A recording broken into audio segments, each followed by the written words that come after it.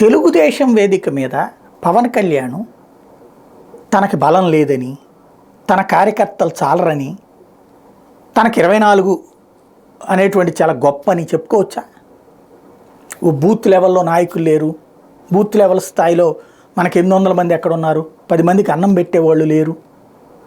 ఇది తెలుగుదేశం వేదిక మీద, తెలుగుదేశంతో కలిసి పంచుకునే వేదిక మీద ఇంటర్నల్గా కార్యకర్తల సమావేశంలో మాట్లాడుకున్నారంటే ఒక అర్థం ఉంటుంది. ప్రతి పార్టీలో బలాలు ఉంటాయి, బలహీనతలు ఉంటాయి. తెలుగుదేశం బలహీనత ఎప్పుడన్నా అట్లా బయటపెట్టింది ఉందా? వైసీపీ బలహీనత అట్లా ఎప్పుడైనా బయటపెట్టింది ఉందా? ఆర్గనైజ్డ్గా లేరు. ఎవరు చేయొద్దన్నారు ఆర్గనైజ్డ్గా? పవన్ కళ్యాణ్ ఆర్గనైజ్డ్గా చేయొద్దని ఎవడన్నా చెప్పాడా?